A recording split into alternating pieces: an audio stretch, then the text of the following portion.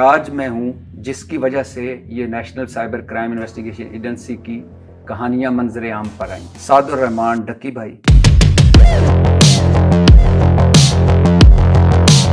मैं NCCI के दफ्तर आया। जी। सरफराज चौधरी ने मुझे कहा कि तुमने डक्की से मिलना है। मैंने कहा डेफिनेटली मिलना है, मिलाए तो सही। वो आपको लाए, आप कमरे में आए, आप कुर्सी पे बैठे। पहला सवाल पूछा था कि क्या आप पर तशद्दुद होता है? आपने कहा नहीं जी। दूसरा सवाल था कि क्या आपसे रिश्वत ली गई? आपने कहा नहीं।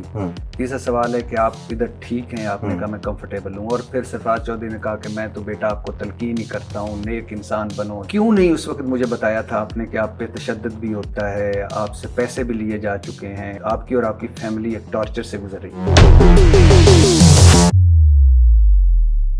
सरफराज साहब आए ऊपर, मेरी इन्वेस्टिगेशन हो रही थी तो उन्होंने कहा कि अहमुंड भाइयों ने कहा जी। तो वो खैर उन्होंने कहा कि इसको लेके मेरे पास। भाइयों ने हथकड़ी बनाई है, वो नीचे ले गया एडिशनल डायरेक्टर रूम के अंदर। वहाँ पे उसने मेरे से ना बदतमीजी शुरू कर दी। बदतमीजी क्या? थप्पड़ मारा।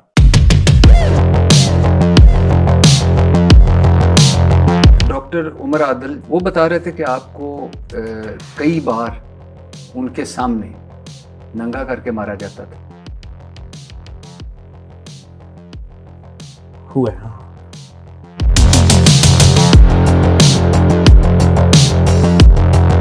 एक सवाल मुझे भी ज़हन में आता है कि आप अच्छे भले कामयाब जिंदगी गुजार रहे थे, पाकिस्तान के 2-3 बेस्ट यूट्यूबर्स में से एक हैं। ये जुए की ऐप प्रमोशन में आप कैसे पड़ गए? ये शॉर्टकट क्यों?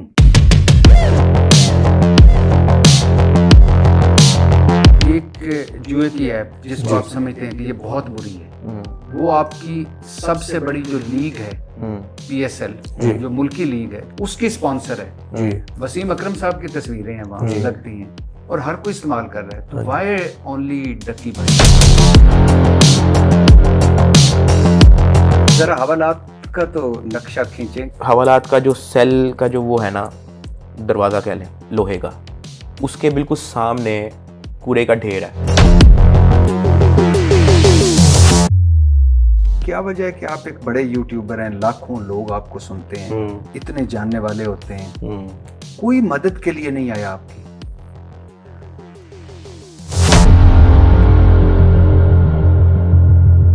अच्छा, 100 दिन की कैद के बाद आपका पहला व्लॉग आता है। एक तो पूछना ये था कि आइडिया किसका था। एक पॉइंट ऑफ व्यू ये भी है कि ये मे बी स्क्रिप्ट का हिस्सा था। फोटो बनाई हुई है किसी ने, मैं उसी जगह बैठा हूँ, उसको एक जूम आउट करके 2 कैमरामैन उन्होंने इकट्ठे किए हुए। एक बंदा लाइट लेके खड़ा हुआ है, हाँ, एक बंदा पेपर लेके खड़ा हुआ है, एक बंदा वो लेके खड़ा हुआ है। अब जिनमें अकल थी उनको तो पता है।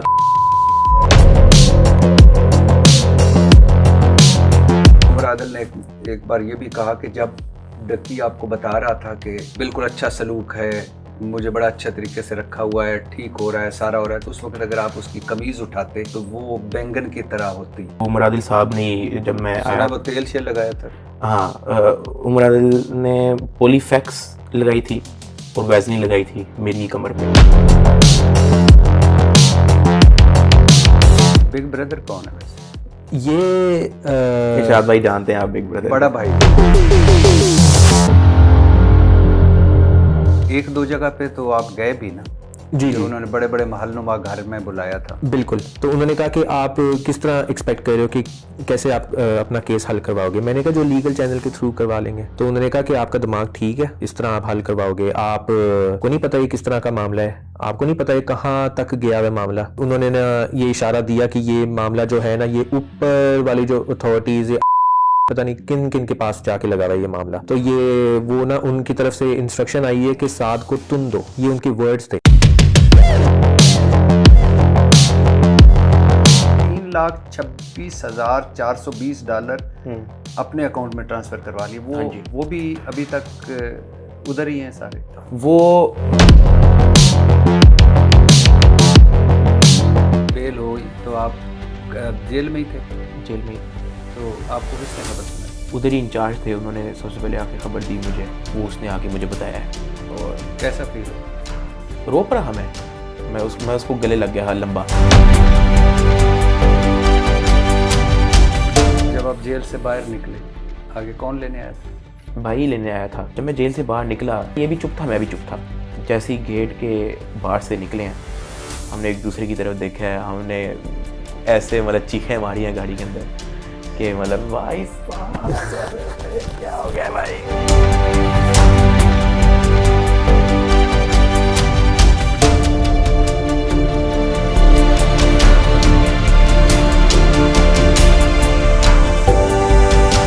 बहुत शुक्रिया, आपसे मिलकर बड़ी खुशी हुई। इशार भाई थैंक यू सो मच, आपने टाइम दिया।